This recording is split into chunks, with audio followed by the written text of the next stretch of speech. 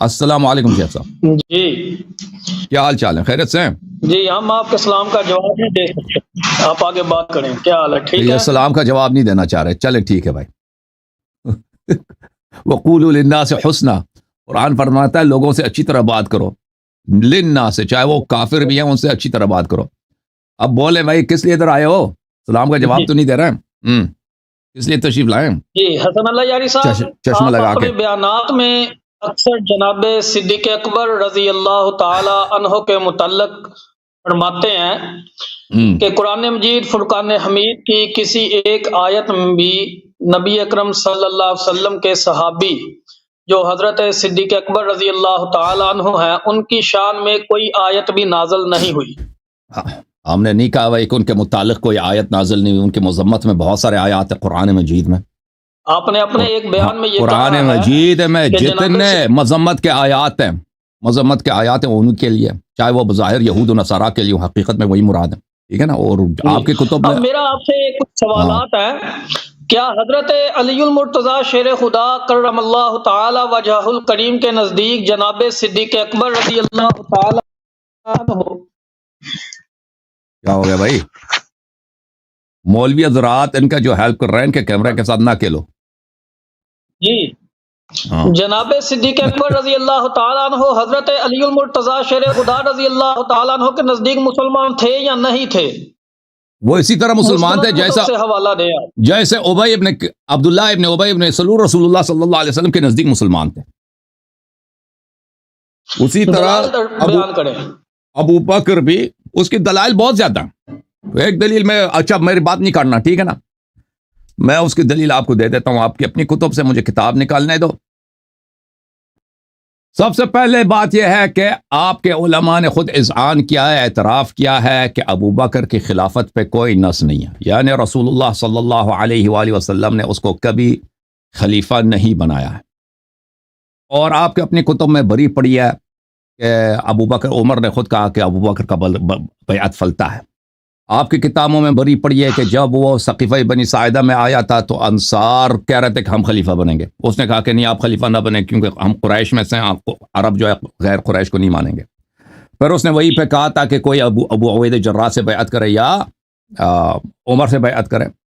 اور پھر آپ کے اعلام یہ ملاحظہ فرمائیں، یہ کتاب غایۃ المرام فی علم الکلام تالیف سیف العامدی، یہاں پر وَأَمَّا مُعْتَقَدُ صفحہ نمبر 276 مُعْتَقَدُ أَهْلِ الْحَقِّ مِنْ أَهْلِ السُنَّةِ وَأَصْحَابِ الْحَدِيثِ، اہل حق جو اصحاب اہل سنت ہیں، اصحاب حدیث ہیں، یعنی اشاعرہ، ماتریدیہ اور محدثین، فَهُوَ أَنَّ التَّعْيِينَ غَيْرُ ثَابِتٍ بِالنَّص، کسی کی تعین نص پہ ساتھ نہیں ہوئی ہے۔ تو جب آپ کا عقیدہ ہے کہ ابو بکر کی خلافت نص کے ساتھ نہیں ہے، ہمیں معلوم ہے کہ ابو بکر نے اپنے آپ کو خلیفہ کہلوایا، صحابہ نے اس کو خلیفہ کہہ کر اس کے ساتھ بیعت کی، ٹھیک ہے نا؟ پھر اس نے بعد میں عمر کو بھی اپنے بعد کے لیے خلیفہ بنایا، اس نے مسلمین کے امامت کا عہدہ سنبھال لیا۔ جب اس کے خلافت پہ کوئی نص ہی نہیں ہے تو اسی کو تو کہتے ہیں بدعت، اور بدعتی مسلمان نہیں ہوتا۔ میں اس کے دلائل آپ کی کتابوں سے ذکر کروں گا، مجھے 1 منٹ دے دو تاکہ میں اس کے دلائل بھی آپ کی کتب ہی سے ذکر کروں۔ دیکھیں یہ کتاب ہے بخاری، چاپ دار احیاء تراث العربی، ملاحظہ فرمائیں یہاں پر صفحہ نمبر 818 میں یہ روایت ملاحظہ فرمائیں، حدیث نمبر ہے 4625۔ رسول اللہ صلی اللہ علیہ وآلہ وسلم نے فرمایا اس حدیث میں کہ انه یجاء برجال من امتی فیؤخذ بهم ذات الشمال، روز قیامت میرے امت کے کچھ لوگ لائے جائیں گے حوض کوثر پر اور ان کو ذات الشمال جہنم کی طرف لے کے جایا جائے گا۔ فاقول یا رب اصحابی، میں کہوں گا یا رب یہ میرے صحابہ ہیں، تو کہا جائے گا انک لا تدری ما احدثوا بعدک، اللہ کی جانب سے ندا آئے گا کہ آپ کو پتہ نہیں کہ انہوں نے آپ کے بعد دین میں کیا بدعتیں داخل کی ہیں۔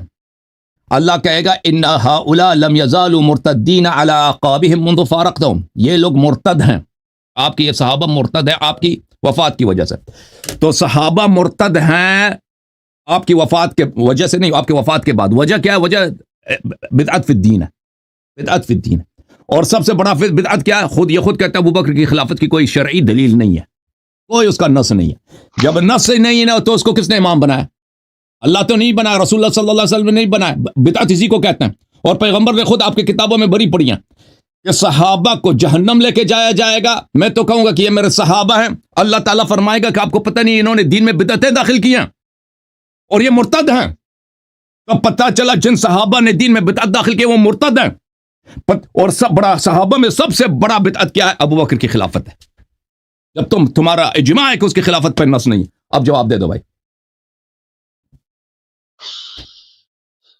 حسن اللہ یاری صاحب، سب سے پہلی بات تو یہ ہے کہ میں نے آپ کی بات کو تسلی سے سنا ہے.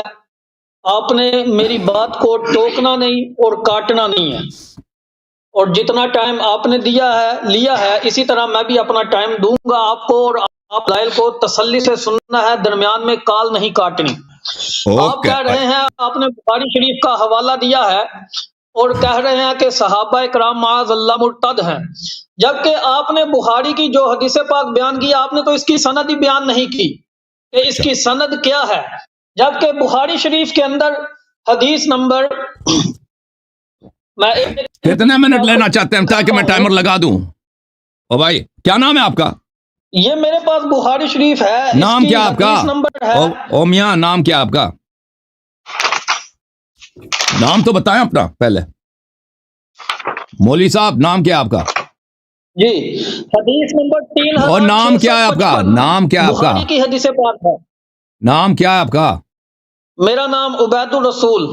عبید الرسول. اچھا عبید الرسول صاحب کتنا ٹائم لینا چاہتے ہیں آپ تاکہ میں ٹائمر لگا دوں؟ میں نے 6-7 منٹ لیے تھے، زیادہ تو نہیں لیا تھا نا میں نے. آپ بھی 7 منٹ لے لو. 7 منٹ لے لو. 7 میں نے 7 منٹ نہیں لیے تھے، تم 7 منٹ لے لو. چلو بسم اللہ لگا دی، شروع کرو. ٹھیک ہے میں 7 منٹ لیتا ہوں. آپ نے بخاری شریف کی حدیث پاک بیان کی جبکہ اس کی آپ نے سند بیان نہیں کی. اب بخاری شریف کے اندر حدیث نمبر 3655 پہ ہے کہ قال رسول اللہ صلی اللہ تعالی علیہ وسلم عن ابن عمر رضی اللہ تعالی عنہما قال كنا نخير بين الناس في زمن النبي صلی اللہ علیہ وسلم فنخير ابا بکر ثم عمر بن الخطاب ثم عثمان بن عفان رضی اللہ عنہم.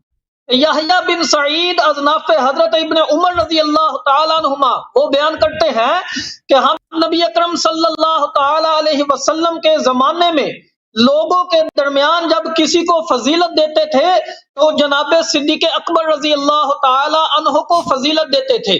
اب یہ حدیث بخاری شریف کے اندر ہے، حدیث نمبر 3655 ہے. اس کے علاوہ آپ کہتے ہیں کہ قرآن میں کسی جگہ بھی صحابہ کرام صدیق اکبر رضی اللہ عنہ میرے استدلال کا جواب دینا. میرے استدلال کا جواب دینا. میرے استدلال کا جواب دینا. جی آپ نے جو استدلال کیا میں آپ کو جواب دیتا ہوں. تبارک و تعالی نے قرآن مجید فرقان حمید میں ارشاد فرمایا والذی جاء بالصدق وصدق به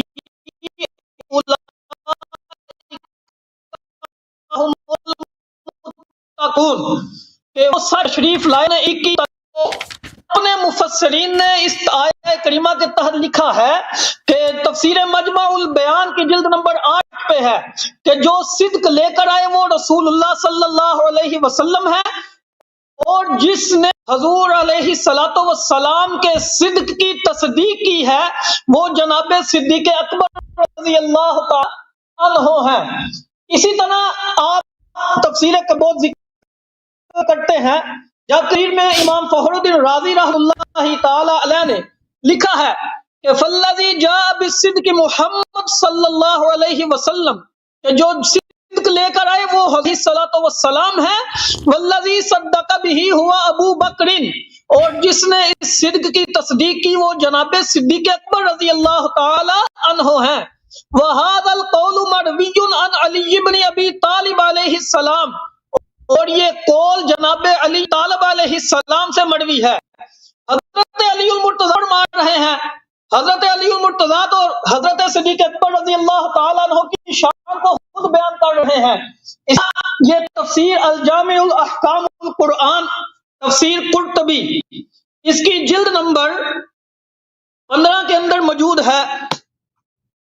اسی آیہ کریمہ کے تحت والذی جاء بالصدق کہ جو صدق لے کر آئے وہ علیہ السلام ہے اور جس نے صدق کی تصدیق کی وہ جناب صدیق اکبر رضی اللہ تعالی عنہ ہے. حسن اللہ یاری صاحب میں آپ کو یہ سوال کرتا ہوں کہ آپ کہتے ہیں کہ جناب صدیق اکبر رضی اللہ تعالیٰ عنہ معاذ اللہ اسی طرح مسلمان تھے جیسے عبداللہ بن ابی مسلمان تھا، تو حضرت علی رضی اللہ تعالیٰ عنہ نے حضرت صدیق اکبر رضی اللہ تعالیٰ عنہ کی امامت میں نماز پڑھی ہے یا نہیں پڑھی؟ نہیں آپ پڑھی نے اس بات کا جواب ہماری مستند اور معروف کتابوں سے دینا ہے، کیونکہ آپ نماز کی نہیں پڑھی۔ کتابیں ہمارے نزدیک معتبر نہیں، اور پھر ہم آپ کو اپنی کتابوں سے، آپ کی اپنی کتابوں سے دکھائیں گے کہ حضور علیہ الصلوۃ والسلام کے بعد سب سے پہلے خلیفہ اور جو خلیفہ بلا فصل ہے وہ جناب صدیق اکبر رضی اللہ تعالی عنہ ہے۔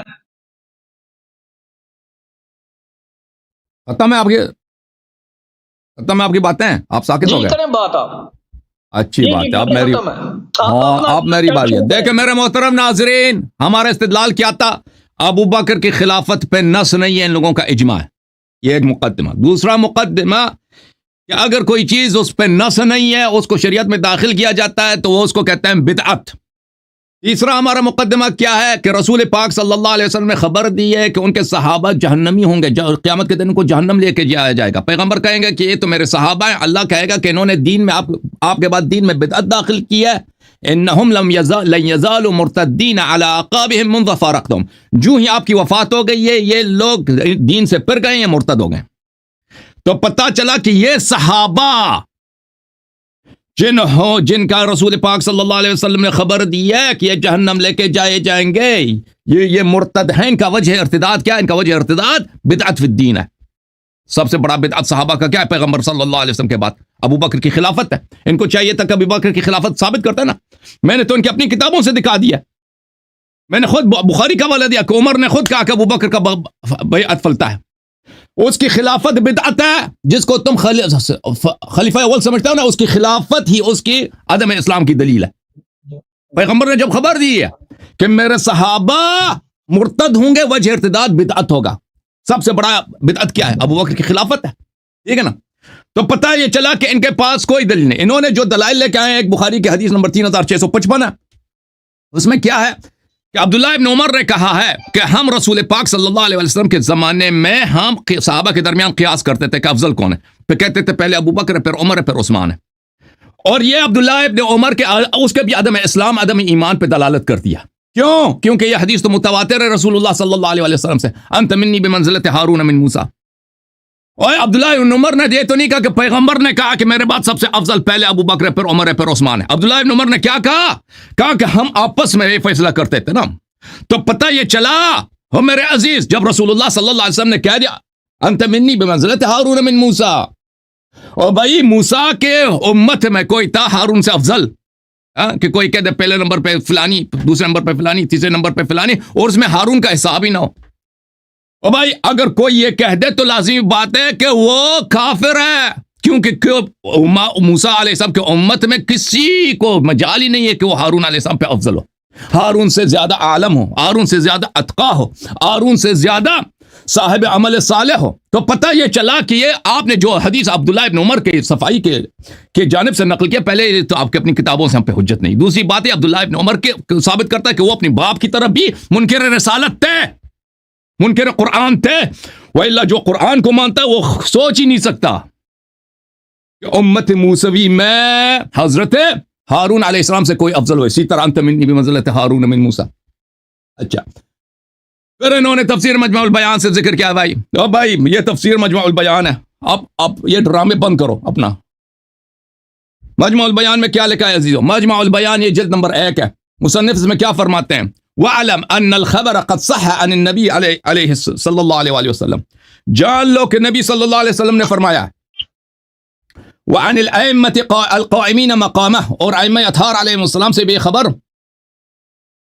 اور ثابت ہے، ان تفسیر القرآن لا يجوز الا بالاثر الصحیح والنص الصریح، کہ تفسیر قرآن صرف اور صرف اثر صحیح حدیث کے ساتھ ثابت ہوتی ہے، اور ضعیف حدیث کے ساتھ کوئی تفسیر قرآن ہوتی نہیں۔ اب یہ جب پتہ چلا تو آتے ہیں جس آیت کا آپ نے تلاوت کیا، یہ جلد نمبر 8 ہے، چاپ دار المرتضی، تفسیر مجمع البیان، والذی جاء بالصدق وصدق به اولئک هم المتقون، جو صدق لے کے آیا ہے اور جنہوں نے اس کی تصدیق کی ہے یہی ہی متقین ہے۔ اچھا، اس کے متعلق بہت سارے اقوال نقل کرتے ہیں۔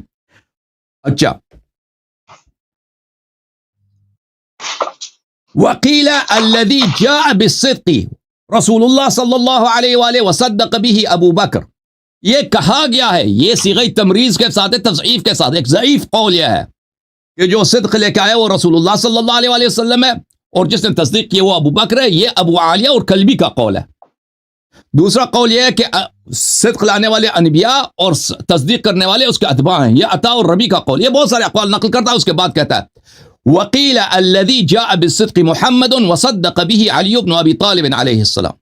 اس کے بعد یہ قول نقل کرتا ہے کہ قول یہ ہے کہ جس نے صدق لے کے آیا وہ پیغمبر ہے، اور جس نے اس کی تصدیق کی وہ کون ہے؟ وہ علی بن ابی طالب علیہ السلام ہے. یہ قول کس کا ہے؟ مجاہد کا ہے. ضحاک نے بھی ابن عباس سے نقل کیا. وهو المروی عن ائمة الهدى من آل محمد علیہ السلام. ائمہ اطہار علیہ السلام نے یہ بھی فرمایا نا. اور بھائی وہ جب ایک تمریز کے ساتھ ایک قول نقل کرتا ہے اور اس کو مانتا نہیں ہے اور یہ کہتا ہے یہ ابو العالیہ اور کلبی کا قول ہے، تو تم کیوں کہتے ہو کہ وہ شیعوں کا عقیدہ ہے؟ شیعوں کے کتب میں تو مخالفین کے اقوال نقل ہوتے رہتے ہیں. اچھا اب ان کا یہ سوال کہ امیر المؤمنین علیہ السلام نے کیا ابو بکر کے پیچھے نماز پڑھی ہے؟ کہتے ہیں اس کو ہمارے کتابوں سے ثابت کرو. اس شخص کو اتنا پتہ نہیں ہے کہ منفی کے لیے دلیل نہیں لایا جاتا. اور بھائی کسی نے کسی کے پیچھے کسی نے فعل انجام نہیں دیا، اس کے لیے یہ کسی کتاب سے ثابت ہو نہیں. دلیل ہمیشہ اس بات کے لیے ہوتی ہے، نفی کے لیے اس بات دلیل نہیں ہوتی. ابھی میں سے آپ کے کہہ دوں کہ رسول اللہ صلی اللہ علیہ وآلہ وسلم نے کبھی سفید امامہ اور کالا لباس پہنا. اس کو تم اس کی دلیل لاؤ کہ اس نے کبھی یہ نہیں پہنا. کوئی دلیل نہیں لا سکتے تم. سفید امامہ ہو اور مثلا ریڈ شرٹ ہو ساتھ، ریڈ شرٹ کبھی انہوں نے نہیں پہنا. میرے پاس کوئی دلیل نہیں ہے کہ انہوں نے کبھی اس کمبینیشن کو نہیں پہنا. ٹھیک ہے نا. نفی کے لیے دلیل نہیں لایا جاتا، اس بات کے لیے دلیل لایا جاتا ہے. یہ مجھ سے اس شخص کی نادانی کا آپ اندازہ کرتے ہیں کہ یہ کہتا ہے منفی کے لیے دلیل لاؤ. تم ثابت کرو کہ مثلا تم نے کبھی چکن کڑھائی نہیں کھائی ہے زندگی میں. کیسے انسان دلیل لا سکتا ہے منفی پہ؟ تو تمہیں پتہ، تم اگر استدلال کے گلی سے بھی گزرے ہوتے ہیں نا، تمہیں پتہ ہوتا کہ اس طرح کی بات نہیں ہوتی. اچھا تو بہرحال ابو بکر الحمدللہ بالکل کلین بولڈ ہے بھائی. اس نے دلیل، ہم نے اس کے لیے اسپیسیفک خاص دلیل لایا کہ کیوں ابو بکر غیر مسلم ہے. ان کے اپنے کتاب سے کہ صحابہ کی بہت بڑی تعداد ہے جہنمی ہوں گے، وہ مرتد ہوں گے. وجہ ارتداد کیا؟ بدعت فی الدین ہے. ابو بکر کی خلافت بدعت فی الدین ہے. جنہوں نے ابو بکر خود جو خلیفہ بن گیا اور جنہوں نے اس کو خلیفہ بنایا ہے، اس کی خلافت کی تصدیق کی، وہ سب کے سب اس دائرے میں آ جاتے ہیں جنہوں نے دین میں بدعت داخل کی. ان کی اپنی کتاب سے میں نے ثابت کیا. اگر یہ کہتے ہیں ابو بکر کی خلافت شرعی ہے، وہ جب تم خود ہی کہتے ہو کہ اس کی خلافت پہ کوئی نص ہی نہیں ہے تو ختم ہے بات. بہرحال میں نے کوئی 7 منٹ لے لیے ہیں بھائی. اب اس کو آخری موقع دیتے ہیں، اس دلیل کا جواب دے دے. وَإِلَّا یہ بالکل بورڈ ہو چکا ہے بھائی، کلین آؤٹ ہے. اب یہ تو کبھی زبان سے تو نہیں کہا کہ ابو بکر غیر مسلم تھا، لیکن ثابت ہو چکا ہے نا. جب دلیل سے ثابت نہیں کر سکتا تو ہم دلیل کفر اس کا رد کرو بھائی. مولوی صاحب، اوے عبید الرسول، یا اللہ بسم اللہ. جی بسم اللہ الرحمن خاص دلیل ہم نے دی ہے، ادھر ادھر نہیں جانا بھائی. دلیل ہم نے جو دی ہے اس کو رد کرو. آپ بات سنیے. ہاں سن رہے ہیں. دیکھیں حضور علیہ الصلوۃ والسلام کے زمانہ اقدس کے بعد مہاجرین و انصار نے جس کو بھی خلیفہ مقرر کیا، اب مہاجرین و انصار نے کسی کافر کو معاذ اللہ خلیفہ تو مقرر نہیں نہ کیا ہوگا. یقیناً جس کو بھی خلیفہ مقرر کیا ہوگا وہ مسلمان ہوگا. آپ کی غیر مسلم، ہمارا عقیدہ یہی ہے، غیر مسلم کو بنایا ہے، غیر مسلم کو بنایا ہے. تفسیر قمی کے صفحہ نمبر 155 پہ لکھا ہے لِأَبِي بَكْرٍ وَاسْتَقَامَ لَهُ الْأَمْرُ عَلَى جَمِيعِ الْمُهَاجِرِينَ وَالْأَنصَارِ، کہ جناب ابو بکر صدیق رضی اللہ تعالی عنہ تمام مہاجرین و انصار کے حاکم مقرر ہوئے. مہاجرین و انصار صحابہ کے حاکم مقرر ہوئے. اگر حضرت صدیق اکبر رضی اللہ تعالی عنہ خلیفہ بلا فصل نہیں تھے، جناب صدیق اکبر رضی اللہ تعالی عنہ مسلمان نہیں تھے، تو پھر صحابہ نے صدیق اکبر رضی اللہ تعالی عنہ کو اپنا خلیفہ کیوں بنایا تھا؟ نہیں غلط کیا نا، غلط کیا ہے، دین میں بدعت لایا ہے صحابہ نے. یاری صاحب آپ بات سنیں، میں نے آپ کی بات کاٹی نہیں، آپ کی بات کو تسلی سے سنا ہے. برائے کرم آپ میری بات کو سنیں. اور صحابہ حجت نہیں ہے کہ صحابہ نے ایسا کیوں کیا ہے. صحابہ جب خود پیغمبر نے کہہ دیا کہ یہ جہنم میں ارتداد کی وجہ سے جائیں گے. شوق ہے بات کرنے کا تو پھر آپ آمنے سامنے بات کر لیا کریں. آپ لائیو آپ اس طرح شور شرابہ کرتے ہیں تو آپ سامنے حضرت آ کے بات کریں. آپ ہمیں بتائیں آپ بیرون ملک کس جگہ میں رہتے ہیں, ہم آپ کے پاس ادھر آ جاتے ہیں. اب جناب آپ پہلے اصول مناظرہ سیکھ لیں, بعد میں ہمیں نصیحت کریں. آپ کو دلیل لانا چاہیے. مناظرہ کا نہیں پتا. چلو آپ بات کرو. چلو میں ٹائمر دوبارہ لگا دیتا ہوں. ٹائمر شروع 0 سے شروع کر دیا. بات بولو. طریقہ نہیں کہ ایک مابین مخالف جو بول رہا ہو تو اس کے لیے بولنا ضروری نہیں دوسرے کے لیے. آپ اپنا بولنا بند کیجئے, میری بات سنیے گا. اللہ تبارک و تعالی نے قرآن مجید فرقان حمید میں ارشاد فرمایا وعد اللہ الذین آمنوا منکم وعملوا الصالحات لیستخلفنہم فی الارض. اللہ نے وعدہ دیا ان کو جو تم میں سے ایمان لائے اور اچھے کام کیے.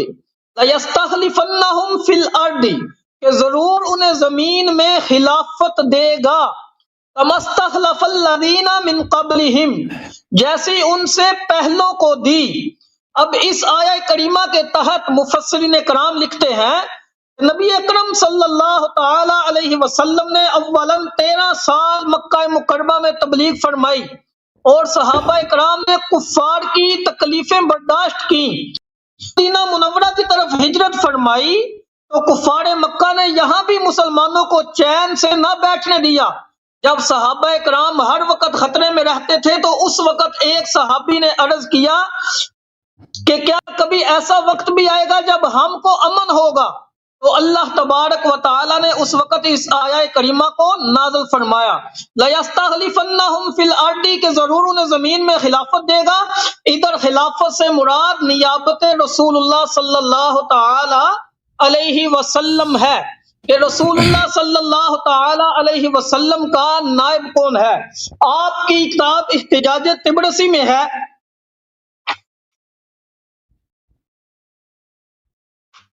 احتجاج طبرسی کے صفحہ نمبر 260 پہ لکھا ہے ان النبی صلی اللہ علیہ وسلم قال ان الخلافت من بعد 30 سنۃ وسیرها موقوفۃ علی اعمار هذه الاربعہ ابو بکر و عمر و عثمان و علی. حضور علیہ الصلوۃ والسلام نے فرمایا کہ خلافت میرے بعد 30 سال تک قائم رہے گی اور اس خلافت کو ان 4 وزراء یعنی ابو بکر و عمر و علی پر موقوف کیا ہے. آپ کے اپنے مولوی نے اس کتاب میں اس بات کا اقرار کیا ہے کہ حضور علیہ الصلوۃ والسلام نے خود امت مصطفیٰ کو یہ تعلیم دی ہے کہ میرے بعد اگر کسی کو وزیر بنانا ہے تو سب سے پہلے جناب صدیق اکبر رضی اللہ تعالیٰ عنہ کو بنانا ہے, کہ میرے بعد صدیق اکبر رضی اللہ تعالیٰ عنہ بھی میرے خلیفہ ہیں. احتجاج طبرسی کی یہ روایت میں نے آپ کے سامنے پیش کی. اسی طرح آپ کی اپنی کتاب آثار حیدری میں ہے کہ خیر الناس بعد رسول اللہ صلی اللہ علیہ وسلم, کہ رسول اللہ صلی اللہ علیہ وسلم کے بعد سب سے بہتر کون ہے. اب ادھر بھی میں آپ کو بتا دیتا ہوں جی, یہ آثار حیدری کا صفحہ نمبر 320 ہے کہ مصنف کون ہے اس کا؟ رسول اللہ صلی اللہ تعالی علیہ وسلم کے بعد سب سے بہتر کون ہے. تو آپ کے عالم دین نے لکھا ہے رسول اللہ صلی اللہ علیہ وسلم کے بعد لوگوں میں سب سے بہتر جناب ابو بکر و عمر رضی اللہ تعالی عنہما ہیں. اب اس کتاب میں بھی آپ کے عالم نے صدیق اکبر رضی اللہ تعالی عنہ کو رسول اللہ صلی اللہ تعالی علیہ وسلم کے بعد سب سے بہتر بھی کہا ہے, اور حضور علیہ الصلوۃ والسلام کے بعد حضرت ابو بکر صدیق رضی اللہ تعالی عنہ کو امت مصطفیٰ کا خلیفہ بھی مانا ہے. صفحہ نمبر 321 پہ لکھا ہے ابو بکر بن قحافہ امام ہے اور وہ اس شخص کا امام ہے جو اس کا پیروکار ہو. تو آپ کے اپنے مولوی نے تو اقرار کر دیا ہے حسن اللہ یاری صاحب. مولوی کون ہے, کیا نام ہے مولوی کا؟ اللہ تعالیٰ عنہ حضور علیہ الصلوۃ والسلام کے بعد صحابہ و انصار کے امام بھی ہیں اور خلیفہ بھی ہیں. اسی طرح آپ کے شان صدیق اکبر کے حوالے سے اللہ تبارک و تعالی نے قرآن مجید فرقان حمید میں ارشاد فرمایا وَسَيُجَنَّبُهَا الْأَتْقَى، تو اب اس اتقا سے مراد تفسیر کبیر میں امام فخر الدین رازی علیہ رحمہ نے لکھا ہے کہ اتقا سے مراد ہوا افضل الخلق، کہ مخلوق میں جو سب سے افضل ہے، اور جو حضور علیہ السلام کے خلیفہ ہیں، المراد من هذه الآیہ ابو بکر، یہ آیت جناب صدیق اکبر رضی اللہ تعالی عنہ کے حق میں نازل ہوئی ہے۔ اسی طرح تفسیر خازن اور تفسیر قرطبی کے اندر بھی یہ لکھا ہے کہ اتقا سے مراد جناب صدیق اکبر رضی اللہ تعالی عنہ ہے۔ اسی طرح امام جلال الدین سیوطی علیہ رحمہ کی کتاب لباب النقول فی اسباب النزول کے اندر بھی لکھا ہے کہ اتقا والی ساری صورت اللہ نے جناب صدیق اکبر رضی اللہ تعالی عنہ کے حق میں نازل فرمائی ہے۔ حسن اللہ یاری صاحب، ہم نے آپ کو جناب صدیق اکبر رضی اللہ تعالی عنہ کی خلافت کا بیان بھی آپ کی اپنی کتابوں سے دکھایا ہے کہ آپ کے اپنے علماء نے جناب صدیق اکبر رضی اللہ تعالی عنہ کی خلافت کا اقرار کیا ہے۔ اور اسی طرح آپ کی اپنی کتاب احتجاج طبرسی میں ہے کہ جب نبی اکرم صلی اللہ تعالی علیہ وسلم کو معراج کروائی گئی تو حضور علیہ السلام نے جب آسمانوں پر سیر کی تو لکھا ہوا دیکھا لا الہ الا اللہ محمد الرسول اللہ ابو بکر الصدیق فقال سبحان اللہ۔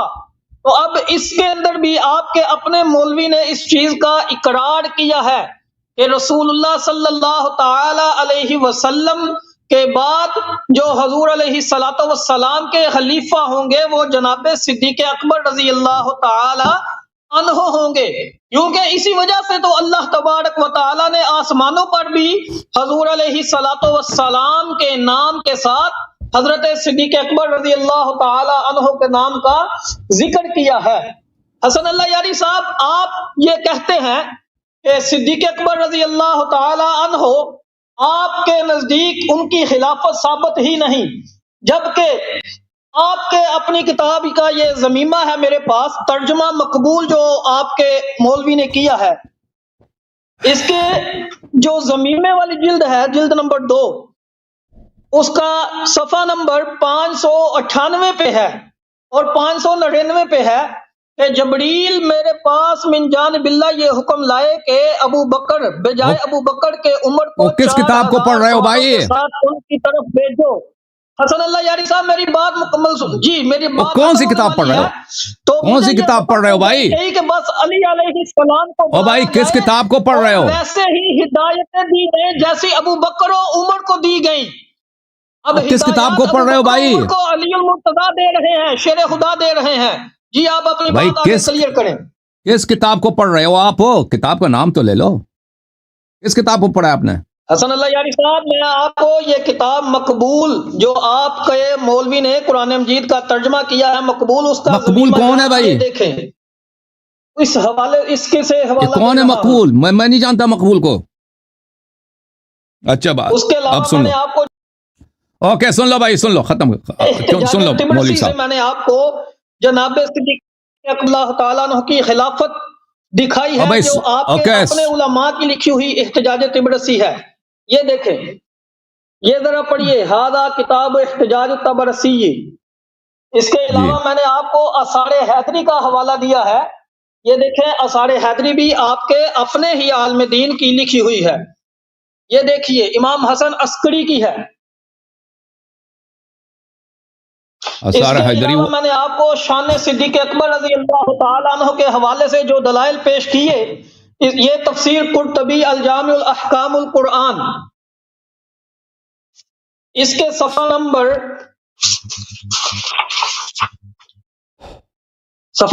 256 کا حوالہ دیا والذی جاء بالصدق سے۔ یہ دیکھیے، اسی طرح اسی کتاب کی تفسیر قرطبی کے صفحہ نمبر، تفسیر قرطبی کی جلد نمبر 20 میں وَسَيُجَنَّبُهَا الْأَتْقَى کے سے مراد جناب صدیق اکبر رضی اللہ تعالی، وہ شیعہ نہیں ہے، قرطبی شیعہ نہیں ہے بھائی۔ قرطبی جلد نمبر 20، قرطبی کو کیوں ادھر دلیل کے طور پہ پیش کرتا ہے؟ آپ کو اتنا پتہ نہیں ہے؟ قرطبی شیعہ نہیں ہے جی، قرطبی نواسب میں سے ناصبی ہے۔ کون شیعہ نہیں ہے؟ قرطبی ناصبی ہے وہ۔ قرطبی، ہم قرطبی کا حوالہ اپنی طرف سے دے رہے ہیں. ہم نے تو کیوں دے رہے ہیں؟ غلط دے رہے ہیں نا. یاری صاحب او بھائی چپ کرو، ایک منٹ بیان کیا ہے. اوکے بھائی دیکھیں بھائی، میرے محترم ناظرین، یہ شخص علمی لحاظ سے بالکل اس کا ہاتھ آری ہے، اور اس کو اس اصول مناظرہ بھی نہیں آتا، استدلال کرنے کا مناظرہ بھی نہیں آتا، استدلال کرنے کا اسلوب بھی نہیں آتا شخص کو. کہتا ہے تفسیر قمی میں لکھا ہے کہ ابو بکر عمر جو ہے حاکم مقرر ہوا ہے. جی ہمیں پتہ ہے ابو بکر عمر حاکم مقرر ہوا ہے، ہم اس کا منکر نہیں ہے. ابو بکر عمر حاکم لیکن اللہ نے اس کو مقرر نہیں کیا، رسول صلی اللہ علیہ وسلم نے مقرر نہیں کیا، لوگوں نے اس کو مقرر کیا، کچھ لوگوں نے. اور یہ غیر شرعی کام اسی کو کہتے ہیں کہ رسول اللہ صلی اللہ علیہ وسلم کے دین میں آپ داخل کریں کہ فلاں شخص جس کو اللہ اور رسول نے امام نہیں بنایا، اس کو کچھ لوگ آگے امام بنا دیں. جس کو اللہ نے امام بنایا ہے امیر المؤمنین علیہ الصلوۃ والسلام، اس کی نہ مانیں اور اپنی جانب سے ابو بکر کو آپ امام بنیں. بدعت اسی کو کہتے ہیں. ہم یہ مانتے ہیں کہ معاویہ بھی حاکم مقرر ہو گئے، ہم مانتے ہیں کہ یزید بھی حاکم مقرر ہوا ہے، اور یزید سے بدتر بہت سارے لوگ حاکم مقرر ہوئے. یہ کوئی دلیل نہیں ہے. اگر آپ ابو بکر کی خلافت کو ثابت کرنا چاہتے ہیں تو آپ کو شرعی دلیل لانا ہوگا، قرآن کی آیات یا کوئی حدیث، وہ تو آپ کے پاس ہے نہیں. اچھا آپ کا یہ بات کہنا کہ صحابہ نے اس کو خلیفہ بنایا، تو صحابہ کسی کافر کو نہیں بنا سکتے. اور بھائی جب رسول اللہ صلی اللہ علیہ وسلم نے واضح طور پر بتا دیا کہ میرے بعد میرے صحابہ کی بہت بڑی تعداد مرتد ہوں گے، اور اس کا وجہ ارتداد بھی کیا ہوگا؟ وجہ ارتداد بھی یہی ہوگا کہ وہ لوگ انہوں نے دین میں بدعتیں داخل کی ہوں گی. تو آپ صحابہ کے عمل کو آپ کیسے حجت کے طور پر پیش کرتے ہیں؟ صحابہ کوئی معصوم ہے، وہی لوگ جن کے متعلق پیغمبر نے فرمایا کہ یہ جہنم لے کے جائیں گے. ملاحظہ فرمائیے، یہ کتاب البخاری، بخاری کی میں نے حدیث تو آپ کو دکھا دی، ایک مزید احادیث ملاحظہ فرمائیے. انا فرتکم کتاب الفتن، کتاب الحوض میں باب حوض نبینا صلی اللہ علیہ وآلہ وسلم. انا فرتکم علی الحوض، میں آپ سے پہلے حوض کوثر پہ پہنچ جاؤں گا. لیرفعن الی رجال منکم، کچھ لوگ میرے پاس لائے جائیں گے، میں ان کو اپنے پاس لانا چاہوں گا، وہ مجھ سے دور کیے جائیں گے. میں کہوں گا کہ یا رب اصحابی، فیقول لا تدری ما احدثوا بعدک، آپ کو پتہ نہیں انہوں نے دین میں ارتداد داخل کیا. تو آپ صحابہ کے عمل کو، کیونکہ صحابہ نے ابو بکر کو خلیفہ بنایا، پر وہ پس یہ کام صحیح ہے. یہ آپ کی بات غلط ہے، کیونکہ رسول اللہ صلی اللہ علیہ وسلم نے صحابہ کو کوئی عصمت کی دلیل تو نہیں دیا، فرمایا کہ یہ لوگ ان میں سے مرتد ہو جائیں گے. اچھا میں آپ کی خدمت میں پیش کروں، یہ ملاحظہ فرمائیے کہ وجہ ارتداد کیا ہے صحابہ کی، کیوں مرتد ہوں گے؟ کیونکہ یہ دین میں بدعت داخل کریں گے. یہ کتاب مسند احمد بن حنبل، ذکر الدجال عند رسول اللہ صلی اللہ علیہ وآلہ فقال لأنا لفتنة بعضكم اخوف عندي من فتنة الدجال. آپ میں سے کچھ لوگ ایسے ہوں گے کہ ان کا فتنہ میرے نزدیک دجال کے فتنے، صحابہ سے کہہ رہے ہیں، دجال کے فتنے سے زیادہ خطرناک ہے. اسناد صحیح علی شرط الشیخین. اور بھائی اور مولوی ادھر دیکھو، عبید الرسول، جب رسول اللہ صلی اللہ علیہ وسلم نے صحابہ سے خطاب کر کے فرمایا کہ آپ لوگوں میں سے ایسے ہیں کہ ان کا فتنہ دجال کے فتنے سے عظیم تر ہے، تو آپ ایسے لوگوں کو کیوں حجت کے طور پہ پیش کریں کہ انہوں نے ابو بکر کو خلیفہ بنائے؟ تو پھر صحیح ہوگا نا، جو لوگ جن کا فتنہ دجال سے عظیم تر ہے. اچھا یہ جن کا فتنہ دجال سے عظیم تر ہے، انہوں نے کیا کیا ہے عزیز؟ کون لوگ ہیں؟ یہ مسند احمد ابن حنبل جزء الخامس والثلاثون، ملاحظہ فرمائیے. لغیر الدجال اخوفنی علی امتی، قالها ثلاثا، دجال سے زیادہ بھی خطرناک موجود ہیں، دجال سے زیادہ ایسے ہیں جن کا فتنہ دجال کے فتنے سے خوفناک تر ہے. میں نے کہا کہ وہ کون ہے جن کا دجال کے فتنے سے عظیم تر ہے؟ قال ائمۃ مذلین، ائمہ مذلین ہے، وہ امام جن کی امامت شرعی نہیں ہے. اور میرے بھائیو دیکھ لو، ان کے اپنی کتابیں ہیں، اور یہ حدیث بھی صحیح ہے، یہ حدیث صحیح ہے، اور یہ حدیث بہت اس طرح کا حدیث اور بھی ہیں. صحابہ مرتد ہو جائیں گے، وجہ ارتداد کیا ہے؟ دین میں بدعت داخل کریں گے. صحابہ میں سے ایسے ہیں جو دجال کے فتنے سے بھی ان کا فتنہ عظیم تر ہے، خوفناک تر ہے. وہ کون ہے؟ ان کی امامت جو جن کی امامت شرعی نہیں ہے. اور بھائی تم جب خود کہتے ہو تمہارا اجماع ہے کہ ابو بکر کی خلافت پہ کوئی نص ہے ہی نہیں ہے، جب تمہارا اجماع، تو عمر نے خود کہا کہ اس کا بیعت فلتا ہے، تو پتہ چلا کہ رسول اللہ صلی اللہ علیہ وسلم نے کوئی کسر نہیں چھوڑی ہے. اجماع کی دلیل بیان کریں، اجماع کی دلیل میں نے دکھا دیا، میں نے دلیل دکھا دی، میں نے سیف عامدی کی کتاب دکھا دی، آپ نے دیکھا نہیں تھا اس وقت، آپ کی کتابیں بڑی پڑی ہیں. اچھا دوبارہ اس میں وقت ٹائم لگ جاتا ہے میرا, میں اپنا ٹائم اس میں نہیں لگا سکتا. اچھا, تو جب یہ پتا چلا تو یہ پھر صحابہ کے عمل کو آپ پیش کرتے ہیں. پھر اس بات میں شک کرنا کہ ابو بکر کیا مسلمان بھی تھا, بالکل اس کا جب ہم نے ثابت کیا کہ اس کی وہ وہی شخص ہے جس کا فتنہ دجال سے بھی عظیم تر ہے, یا ابو بکر عمر ہے. رسول اللہ صلی اللہ علیہ وسلم نے واضح طور پہ کہہ دیا کہ وہ ائمہ مضلین ہے. آپ خود کہتے ہو کہ ان کی خلافت پہ کوئی نص نہیں ہے. اچھا, پھر دیکھیں تو صحابہ کے عمل کو آپ نہیں لا سکتے بھائی دلیل کے طور, کیونکہ صحابہ خود وہ جہنم جائیں گے کس وجہ سے؟ بدعت کی وجہ سے, کہ وہ بدعتی ہیں. اچھا, آپ نے کہا ہے کہ کتاب احتجاج میں دیکھیں یہ کتنا, آپ نے جتنے حوالے دیے باطل حوالے دیے بھائی. کتنا ہے کتاب, کون سی کتاب اس نے بتایا؟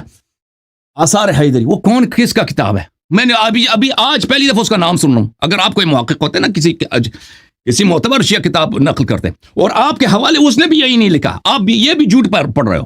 اس نے آپ حوالے غلط دے رہے ہو. تم کچھ پڑھتے ہو, کچھ اپنے سے اضافہ کرتے ہو, آگے پیچھے سے کاٹتے ہو. میں اس کا دلیل پیش کرتا ہوں. آپ نے جو ابھی دلیل پیش کیا تھا نا ابھی کتاب ہے اس سے تفسیر طبرسی سے, وہ تو ثابت ہو گیا کہ آپ نے جھوٹ بولا ہے. اچھا, ابھی مزید اس کے جھوٹ مزید دیکھو عزیزو. اس نے کتاب احتجاج سے جو حوالہ دیا ہے نا, یہ احتجاج مشہور کتاب ہے مصادر میں سے, اس نے حوالہ جھوٹ غلط دیا. یہ کتاب احتجاج ہے. یہاں پہ ایک بہت لمبی حدیث ہے کہ سعد ابن عبداللہ قومی مشرف ہوتے ہیں امام عصر علیہ السلام کے بارگاہ میں, اور ان سے گفتگو ہوتی ہے. امام عصر علیہ السلام سے پوچھتے ہیں کہ جماعت مخالفین یہ کہتے ہیں کہ رسول اللہ صلی اللہ علیہ وسلم جب ہجرت پہ گئے تھے اپنے سب سے زیادہ جس شخص کی فکر تھی کہ ان کا خلیفہ ہوگا اس کو اپنے ساتھ لے کے جائیں گے. تو اس کے جواب میں امام عصر علیہ السلام نے فرمایا کہ تم ان کو اس لیے طرح کیوں نہیں کہتے, وَلَسْتُمْ تَقُولُونَ, تم کیوں نہیں کہتے؟ اس کے جواب, ان النبی صلی اللہ علیہ وسلم قال ان الخلافہ من بعد 30 سنة وصيرها موقوفة على اعمار هؤلاء الاربع ابی بکر وعمر وعثمان وعلی. امام عصر علیہ السلام نے اس سعد بن عبداللہ کو کہہ دیا کہ تم ان سے اس طرح جواب کیوں نہیں دیتے کہ تم جماعت عمریہ کہتے ہو کہ خلافت میرے بعد 30 سال ہے, اور اس 30 سال کو تم تطبیق دیتے ہو ابو بکر, عمر, عثمان اور علی علیہ السلام کے اعمار پر. یہ جو تم نے تو غلط نقل کیا نا, تم نے فراڈ کیا ہی نہیں کیا. اس میں نقل قول ہے مخالفین کا, تم نے اس کو شیعہ حدیث کے طور پہ پیش کیا کہ شیعہ ان کی اپنے کتاب میں یہ لکھا. حالانکہ امام عصر علیہ السلام اس سے موافقت نہیں کرتے, تو اس کو سکھاتے ہیں کہ تم اگر کہتے ہو کہ خلافت ان کے پاس 30 سال ہوگی, اور یہ 30 سال کون ہے؟ ابو بکر, عمر, عثمان اور امیر المومنین علیہ الصلوۃ والسلام کے اعمار ہیں. تو پیغمبر کو چاہیے تھا کہ چاروں کے چار کو لے کے جاتے نا. اگر آپ کا استدلال یہ ہے کہ پیغمبر کو فکر تھی کہ میرے خلیفے کی جان بچ جائے, انہوں نے تو چاروں کا کہا تھا آپ کے عقیدے کے مطابق, تو چاروں کو کیوں نہیں لے کے گئے؟ تو ان کو چاروں کو غار میں لے کے جانا چاہیے تھا. وہ استدلال یہ ہو رہی ہے. تو آپ جو ہے غلط حوالے دے رہے ہیں, جھوٹ کہہ رہے ہیں بار بار. اچھا, وَسَيُجَنَّبُهَا الْأَتْقَى کے متعلق وہ اس میں تو آپ نے کوئی حوالے تو پیش ہی نہیں کیا شیعہ کتب سے کہ اس سے مراد کون ہے. اس سے مراد ابو بکر ہے. ہمارے کتاب میں یہ ہے, یہ کتاب تفسیر البرہان ہے, چاپ مؤسسۃ العالمی. دیکھیں یہ سورہ مبارکہ اللیل ہے, اس کے ذیل میں وَاللَّيْلِ إِذَا يَغْشَى وَالنَّهَارِ إِذَا تَجَلَّى وَمَا خَلَقَ الذَّكَرَ وَالْأُنثَى إِنَّ سَعْيَكُمْ لَشَتَّى. ملاحظہ فرمائیے عزیزو, وَاللَّيْلِ إِذَا يَغْشَى, قال الليل في هذا الموضع الثاني يخشى أمير المؤمنين عليه السلام في دولته التي جرت عليه, وأمير المؤمنين عليه السلام يصبر في دولتهم حتى تنقضي. والليل, یہ رات کی تاریکی, یہ رات کی ظلمت سے کیا مراد ہے؟ ابو بکر عمر کی خلافت ہے, یہ ابو بکر عمر کی خلافت ہے. ہمارے پاس جو حدیث ہے حضرت امام باقر علیہ السلام کی, وہ تو یہ ہے. کیوں صحیح طرح نہیں پڑھتے تم؟ کہاں پہ لکھا ہے؟ کون سی شیعہ حدیث میں ہے کہ بھلے وَسَيُجَنَّبُهَا الْأَتْقَى, اس سے مراد ابو بکر ہے؟ اس سے کوئی مراد ابو بکر نہیں ہے. یہ اور فرمایا نبی عبداللہ علیہ السلام وَاللَّيْلِ إِذَا يَغْشَى دَوْلَةُ إِبْلِيسَ لَعَنَهُ اللَّهُ. یہ ان کو ائمہ اطہار علیہ السلام نے اس طرح کہا ہے. اب ملاحظہ فرمائیے صفحہ نمبر 307 میں نہیں ہو گیا وَسَيُجَنَّبُهَا الْأَتْقَى. سن لو, قال ذاك امیر المؤمنین علیہ السلام وشیعته, یہ امیر المؤمنین علیہ السلام وَسَيُجَنَّبُهَا الْأَتْقَى ہے. آپ دیکھیں ہمارے مصنف کتابوں میں اگر کوئی نقل قول ہے اس کو تم دلیل کے طور پہ پیش کرتے ہو, تمہارے پاس دلیل ولیل کچھ بھی نہیں ہے. الحمدللہ رب العالمین. یہ شخص دیکھیں میرے بھائی, میں آپ کے ساتھ اس سے زیادہ ٹائم نہیں گزار سکتا. آپ کو میں نے بہت ٹائم دے دیا کہ آپ اس بات کو ثابت کریں کہ ابو بکر کی خلافت. اور سن لو بھائی میری بات نہ کاٹو. میری بات حسن اللہ یاری صاحب ایک منٹ، آپ کا ٹائم مکمل ہو چکا ہے، آپ نے ٹائم اوپر لیا ہے. کوئی بات نہیں، آپ کا بھی ٹائم ہو گیا، آپ کا بھی ٹائم ہو گیا ہے اور آپ کلین بول رہے ہیں بھائی.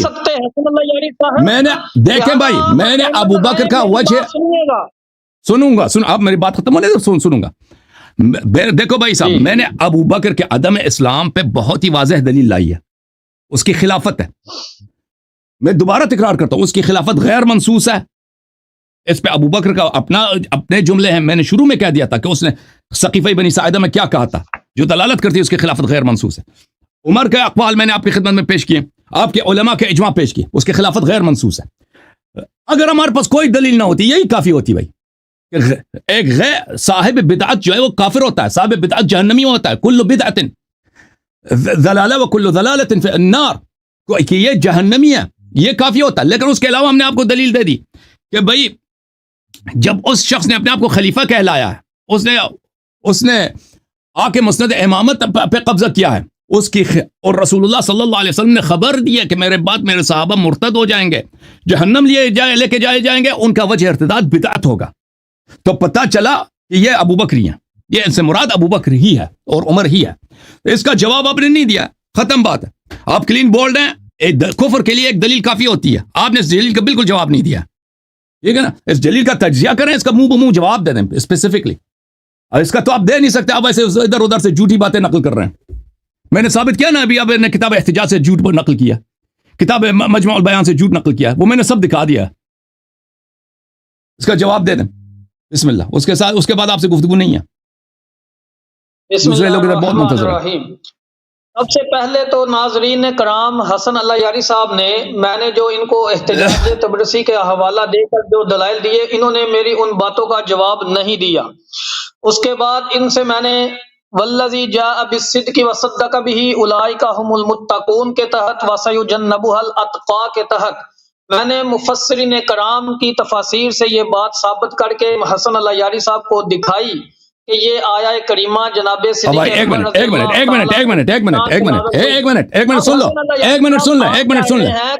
منٹ سن لیں میری بات. ایک منٹ اللہ تعالیٰ عنہ کو خلیفہ نہیں بنایا. ایک منٹ بھائی، ایک منٹ میں سنوں گا. ایک منٹ بھائی، میں نے کتاب احتجاج سے جو مطالب سن لے بھائی، پلیز میری بات سن لیں، میں سن لیں پلیز. آپ کہتے ہیں میں نے کتاب احتجاج سے جواب نہیں دیا.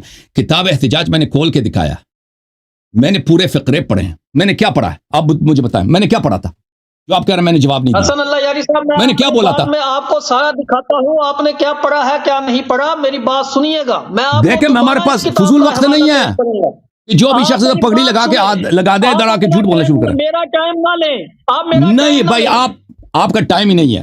ہم نے آپ سے کوئی عالم کے طور پہ کوئی ٹائم شروع ہے، آپ میرے ٹائم میں، اور یہ کوئی رسمی مناظرہ نہیں ہے، یہ کوئی رسمی مناظرہ نہیں ہے، گفتگو چل رہا ہے ہمارے درمیان. آپ کہہ رہے ہیں کہ رسول اللہ صلی اللہ علیہ وسلم نے جناب صدیق اکبر رضی اللہ تعالیٰ عنہ کو خلیفہ نہیں بنایا. تفسیر قمی کے صفحہ بھائی بات سنو، کتاب احتجاج کے متعلق میں نے کیا کہا، میں نے کیا دکھایا، آپ کو سمجھ آئیے؟ میں نے جو دکھایا آپ کو سمجھ آئی ہے؟ میں دوبارہ دکھا دیتا ہوں بھائی، میں نے عبارت دکھائی ہے، یہ اس وقت سن نہیں رہے تھے بھائی صاحب. اب بھائی سن لیں، بات مکمل نہیں ہونے، اب فضول بات کو کیوں مکمل ہونے دینا بھائی؟ آپ غلط کہہ رہے ہیں، آپ سے ادھر بڑے فاضل لوگ بیٹھے ہیں. جناب صدیق اکبر رضی اللہ تعالیٰ عنہ کو حضور نے خود خلیفہ بنایا. اب بھائی سن لو، آپ کو یہ بات دکھاتے ہیں، سن لو میرے بھائی، سن لو اچھی طرح سے. کتاب احتجاج کے متعلق میں پہلے آپ کو بتاؤں، کتاب احتجاج کی عبارت آپ نے خود احتجاج میں دیکھی ہے یا کسی نے اور نے آپ کو دکھایا ہے؟ کسی اور کا ریسرچ ہے؟ میں نے خود دیکھی ہے، میرے پاس پوری عبارت پڑھو، پوری عبارت پڑھو، اس میں پورا پیراگراف پڑھو، اس میں کیا لکھا ہے؟ آپ پڑھیں، آپ پڑھ دیں. آپ کو کتاب احتجاج میں یہ لکھا ہے میرے عزیزوں، سعد بن عبداللہ قومی ایک بہت بڑے شیعہ محدث ہیں، وہ گئے تھے امام حسن عسکری علیہ السلام کے پاس. اس کے کچھ سوالات تھے، کیونکہ اس کا مناظرہ ہو رہا تھا کسی ناصبی کے ساتھ، سخت سوالات تھے، اس کو جواب سیکھنے کے لیے وہ گیا تھا امام علیہ السلام کے پاس. اس نے امام علیہ السلام نے کہا کہ میرے صاحبزادے امام عصر علیہ السلام سے پوچھو، تو اس نے امام عصر علیہ السلام سے سوال کیے. اس کے سوالات میں یہ ایک سوال یہی تھا، میں دوبارہ بتا رہا ہوں آپ کو، کہ اس نے کہا کہ جماعت مخالفین یہ کہتے ہیں کہ رسول اللہ صلی اللہ علیہ وسلم کو ابو بکر سے پیار تھا، اس کے خلیفہ جانشین تھے، اسی لیے ان کو غار لے کے گئے تھے، کیونکہ ان کی جان بچانا مقصود ہے۔ علی علیہ السلام خلیفہ نہیں ہے، ان کا جان چلی بھی جائے تو اس میں کوئی پرواہ نہیں ہے، ٹھیک ہے نا۔ تو امام عصر علیہ السلام نے جواب دیا کہ تم نے اس کو اس طرح کیوں جواب نہیں دیا؟ تم خود کہتے ہو کہ میرے بعد خلافت 30 سال ہے، اور ان 30 سال کو تم تطبیق دیتے ہو مخالفین ابو بکر، عمر، عثمان اور امیر المومنین علیہ السلام کے اعمار پر۔ تو جب پیغمبر نے کہہ دیا کہ چاروں کے چار میں نے خلیفہ ہیں، اگر آپ کا استدلال صحیح ہوتا کہ میں غار میں اس شخص کو لے کے جاؤں گا جو میرا خلیفہ، میرا نائب ہے میرے بعد، تو ان کو تو چاروں کے چار کو لے کے جانا چاہیے تھا۔ تو یہ جو بات ہے امام عصر علیہ السلام کے، اس بات کی تصدیق نہیں ہے کہ ابو بکر، عمر اور عثمان واقعاً خلفاء ہیں پیغمبر کے صلی اللہ علیہ وسلم۔ ایک نقل قول ہے، ایک الزام ہے، جو مخالف کا عقیدہ یہی ہے، اس کے دلیل کے مطابق اس کو جواب دینا ہے۔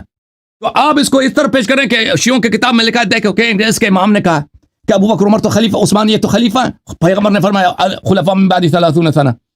تو آپ نے غلط نقل کیا ہے بھائی۔ اسی طرح آپ کے جتنے کوٹیشن ہیں سب کے سب غلط ہیں، آپ فل کوٹیشن تو نقل نہیں کرتے۔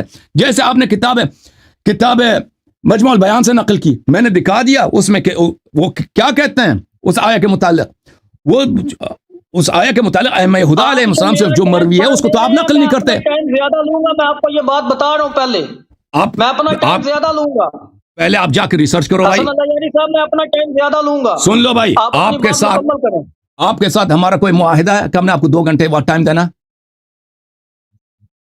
ہمارا کوئی معاہدہ ہے آپ سے؟ یہ معاہدے کی بات نہیں، آپ بات کو مکمل سنیں گے۔ بھائی آپ اس اہلیت نہیں رکھتے، آپ ایک شیوا ہے، آپ شروع سے اسی طرح کرتے آ رہے ہیں۔ اگر آپ کو اس طرح شوق ہے کال کاٹنے کا تو آپ ہمیں بتائیں، ہم آپ کے پاس ادھر آ جاتے ہیں۔ بھائی صاحب، آپ کے پاس جب ہمارے پاس ثابت ہو چکا ہے کہ آپ جھوٹ بولتے ہیں، آپ ہمیں جگہ بتائیں کس جگہ پہ رہتے ہیں، ہم ادھر آپ کے پاس آ کر بیٹھ کے بھائی اگر دیکھو میرے بھائی، ہم آپ سے اس لیے گفتگو آپ کہتے ہیں کہ آپ کا علم ناقص ہے، آپ کی تحقیق ناقص ہے، اور آپ ایک بیمانہ آدمی ہیں، کوٹ صحیح نہیں کرتے کتب سے۔ حسن اللہ یاری صاحب، علم آپ نے میری آپ ناقص نقل کرتے ہیں، ناقص نقل کرتے ہیں، اور آپ سمجھتے ہیں کہ ہمارے لیے ضروری ہے کہ ایک جاہل آدمی جس نے پگڑی لگا دیا ہے اور سمجھتا ہے کہ میں عالم ہوں، اس کو بھی 2-3 گھنٹے ہم ٹائم دے دیں، یہ ہمارے ضروری نہیں ہے، ٹھیک ہے نا بھائی؟ ہم آپ کو ٹائم دیں گے، 10 منٹ ٹائم دیں گے، جو مرضی کہنا ہے کہہ دو، اس کے بعد میں آپ کو جواب دوں گا، اس کے بعد آپ سے گفتگو نہیں ہے، کیونکہ آپ جو دلائل لا رہے ہیں، آپ کی تحقیق، آپ اپنی تحقیق کامل کریں بھائی صاحب۔ جواب نہیں دیں گے، کال ختم کریں گے۔ آپ کی جیل سے بھاگ رہے ہیں بھائی، ادھر میں نے وسیم صاحب کو وقت دیا۔ آپ بھاگ رہے ہیں نا، اگر آپ کے اندر ہمت ہے تو آپ بات مکمل سنیں۔ تم جو مرضی کہہ دینا بھائی، تم جو مرضی کہہ دینا کہ میں بھاگ رہا ہوں، جو کہہ رہا ہوں۔ جب حسن اللہ یاری صاحب، میری آپ بات سنیں، تفسیر قمی کے اندر بھی یہ چیز لکھی ہوئی ہے کہ فَإِنَّ أَنْتِ أَخْبَرْتُ بِهِ فَعَلَيْكَ لَعْنَةُ اللَّهِ وَالْمَلَائِكَةِ أَجْمَعِينَ، کہ جو حدیث قرآن مجید کی آیت ہے کہ اللہ تبارک و تعالیٰ نے ارشاد فرمایا وَإِذْ أَسَرَّ النَّبِيُّ إِلَىٰ بَعْضِ أَزْوَاجِهِ حَدِيثًا، اس آیہ کریمہ کے تحت تفسیر قمی کے صفحہ نمبر 376 پہ لکھا ہے کہ جس دن سیدہ حفصہ رضی اللہ تعالیٰ عنہ کی باری تھی ان کے گھر، اس وقت وہاں حضرت ماریہ قبطیہ بھی موجود تھی، تو اتفاقاً سیدہ حفصہ کسی کام سے باہر گئیں تو حضور علیہ السلام نے قبطیہ سے صحبت فرمائی، تو جب سیدہ حفصہ کو اس بات کا علم، ناراضگی فرماتے ہوئے آپ علیہ السلام کے پاس حاضر ہوئی اور عرض کیا، یا رسول اللہ صلی اللہ علیہ وسلم، آپ نے میرے گھر میں اور پھر میری باری میں ماریہ قبطیہ سے صحبت کیوں فرمائی؟ تو اس کے جواب میں حضور علیہ السلام نے سیدہ حفصہ کو راضی کرنے کے لیے یہ فرمایا، ایک تو میں نے ماریہ قبطیہ کو اپنے نفس پر حرام کیا، اور دوسرا میں تجھے ایک راز کی بات بتاتا ہوں، اگر تو نے اس راز کو ظاہر کرنے کی کوشش کی تو تیرے لیے اچھا نہیں ہوگا۔ سیدہ حفصہ نے عرض کی ٹھیک ہے، تو حضور علیہ السلام راز کی بات ارشاد فرماتے ہوئے فرمایا کہ فقال ان ابا بکر یلی الخلافۃ بعدی ثم بعدہ ابوک، میرے بعد بے شک خلیفہ جناب ابو بکر صدیق رضی اللہ تعالی عنہ ہوں گے، اور پھر ان کے بعد تیرے والد بزرگوار اس منصب پر فائز ہوں گے، آپ کی اپنی تفسیر قمی کے صفحہ نمبر 376 پورا پڑھو، آخر تک پڑھو، آخر تک روایت پڑھو، روایت آخر تک پڑھو، روایت آخر تک پڑھو، کا فرمان نقل کیا ہے، روایت آخر تک پڑھو۔ حضور علیہ السلام نے صحابہ کرام ناقص کیوں پڑھتے ہو؟ کو خلیفہ نہیں بنایا، تو اب میں خلافت صدیق اکبر کے حوالے سے حضرت علی المرتضی شیر خدا کا اپنا فرمان آپ کی بارگاہ میں عرض کرنے لگا ہوں کہ حضرت علی المرتضی شیر خدا کرم اللہ تعالی وجہہ الکریم نے مناقب علامہ ابن شہر اشوب آپ کی جو کتاب ہے، اس کتاب میں حضرت علی کا یہ فرمان نقل ہے کہ حضرت علی نے فرمایا کہ جو تفسیر قمی والی روایت آخر تک پڑھو، اللہ کی لعنت، تفسیر قمی والی روایت آخر تک پڑھو۔ خلیفہ تسلیم کر رہے ہیں، آپ کس طرح جناب علی المرتضیٰ کو خلیفہ بلا فصل کہتے ہیں؟ اسی طرح مسلم شریف کی کتاب فضائل الصحابہ کی حدیث نمبر 6057 میں ہے کہ سیدہ عائشہ صدیقہ بیان کرتی ہیں کہ نبی اکرم صلی اللہ تعالی علیہ وسلم نے اپنی علالت کے دوران مجھے ہدایت کی کہ اپنے والد ابو بکر رضی اللہ تعالی عنہ اور اپنے بھائی کو میرے پاس بلواؤ تاکہ میں انہیں کوئی تحریر لکھ کر دوں، کیونکہ مجھے یہ اندیشہ ہے کہ کوئی اور شخص خلافت کا آرزو مند ہو سکتا ہے اور یہ کہہ سکتا ہے کہ میں خلافت کا زیادہ حقدار ہوں، حالانکہ اللہ تعالی اور اہل ایمان صرف ابو بکر صدیق رضی اللہ تعالی عنہ کو خلیفہ کے طور پر قبول کریں گے۔ ادھر حضور علیہ السلام اپنی علالت کے باوجود جناب صدیق اکبر رضی اللہ تعالی عنہ کو امت مصطفیٰ کے لیے خلیفہ مقرر اپنی ظاہری زندگی میں کر رہے ہیں۔ اسی طرح بخاری شریف کے اندر حدیث پاک ہے کہ نبی اکرم صلی اللہ تعالی علیہ وسلم کی بارگاہ میں ایک عورت آئی، بخاری شریف کی حدیث نمبر 2084، ایک عورت آئی اور اس عورت نے آپ صلی اللہ علیہ وسلم سے کسی چیز کے متعلق کلام کیا، تو نبی اکرم صلی اللہ تعالی علیہ وسلم نے اس کو حکم دیا کہ وہ دوبارہ آئے، دوسری مرتبہ آئے۔ تو اس عورت نے عرض کیا، یا رسول اللہ صلی اللہ علیہ وسلم مجھے خبر دیں، اگر میں آپ کی بارگاہ میں آؤں اور آپ کو نہ پاؤں تو پھر؟ تو حضور علیہ السلام نے فرمایا، اگر تو دوبارہ آئے اور مجھے نہ پائے تو پھر جناب صدیق اکبر رضی اللہ تعالیٰ عنہ کے پاس جانا۔ تو حضور علیہ السلام کا یہ فرمانا کہ تم اگر مجھے نہ پاؤ تو جناب اکبر رضی اللہ تعالیٰ عنہ کے پاس آ جانا، اس بات کا ثبوت ہے کہ حضور علیہ السلام نے خود جناب صدیق اکبر رضی اللہ تعالیٰ عنہ کو اپنے بعد خلیفہ بلا فصل مقرر فرمایا تھا۔ اسی طرح نسائی شریف کی حدیث نمبر 780 میں ہے کہ حضرت سیدنا عبداللہ بن مسعود رضی اللہ تعالیٰ عنہ سے مروی ہے کہ جب رسول پاک صلی اللہ تعالیٰ علیہ وسلم کا وصال ظاہری ہوا تو انسان نے کہا، ہم میں سے ایک صاحب کو امام ہونا چاہیے اور مہاجرین میں سے ایک امیر ہونا چاہیے۔ تو سیدنا فاروق اعظم رضی اللہ تعالیٰ عنہ نے ان کے پاس تشریف لائے اور ان سے دریافت کیا، تم نہیں جانتے کہ حضور نبی اکرم صلی اللہ علیہ وسلم او بھائی یہ باتیں دیکھیں، او بھائی یہ باتیں اللہ تعالیٰ عنہ کو نماز پڑھانے کا حکم فرمایا تھا، تم میں سے کون شخص حضرت ابو بکر صدیق رضی اللہ تعالیٰ عنہ سے مقدم ہونے پر راضی ہے؟ تو صحابہ کرام علیہم الرضوان نے فرمایا، ہم اس بات سے اللہ کی پناہ مانگتے ہیں کہ ہم جناب صدیق اکبر رضی اللہ تعالی عنہ سے مقدم ہو۔ اسی طرح میرے پاس یہ کتاب اپنی اہل سنت کی سوائق محرقہ موجود ہے، اس کے اندر لکھا ہے، محرقہ نہیں ہے، محرقہ ہے، محرقہ نہیں محرقہ ہے بھائی، نے کہا کہ ہم حضرت ابو بکر صدیق رضی اللہ تعالیٰ عنہ کو سب سے زیادہ خلافت کا حقدار سمجھتے تھے۔ حضرت علی المرتضیٰ شیر خدا خود فرما رہے ہیں، کیوں خلافت کا سب سے زیادہ حقدار سمجھتے تھے؟ ایک منٹ بھائی آپ کیوں سا ٹائم ضائع کر رہے ہو سب کا؟ ہر دلیل سے پہلے اس کے کتاب کا نام لیتے ہیں، اس کی صحت ثابت کرتے ہیں۔ زبیر نے یہ کہہ دیا۔ تو حضور علیہ السلام نے اپنی حیات میں ہی آپ کو لوگوں کی نماز پڑھانے کا حکم دیا تھا۔ تو جس ہستی کو حضور علیہ السلام اپنی ظاہری زندگی میں خود نماز پڑھانے کا حکم دے دے، وہ شخص کیسے مسلمان نہیں ہو سکتا؟ کیا حضور علیہ السلام کسی کافر کو کہہ رہے ہیں معاذ اللہ کہ تم مصلی رسول پر کھڑے ہو کر امامت کرواؤ؟ اگر حضور علیہ السلام کافر کو کہہ رہے ہیں کہ تم مصلی رسول کی امامت کرواؤ تو پھر حضرت علی المرتضیٰ شرح خدا کرم اللہ تعالی وجہہ الکریم نے جناب صدیق اکبر رضی اللہ تعالیٰ عنہ کی بیعت کیوں کی ہے؟ جیسا کہ اسی کتاب میں صواعق المحرکہ میں ہے، حضرت ابو بکر نے حضرت عمر سے کہا کہ ہاتھ بڑھائیے، میں آپ کی بیعت کرنا چاہتا ہوں۔ ابھی یہ بات حضرت ابو بکر حضرت عمر سے فرما رہے ہیں، تو آگے سے حضرت عمر نے کیا کہا کہ میری قوت آپ کی فضیلت کی معین و مددگار ہے۔ پھر آپ نے حضرت ابو بکر کی بیعت کر لی۔ اسی طرح اسی کتاب کے اندر لکھا ہے کہ نبی اکرم صلی اللہ تعالی علیہ وسلم سے دریافت کیا کہ آپ کو لوگوں میں سے کون زیادہ محبوب ہے، لوگوں میں سے حضور کو کون زیادہ محبوب ہے؟ فرمایا عائشہ۔ میں نے کہا مردوں میں سے کون زیادہ محبوب ہے؟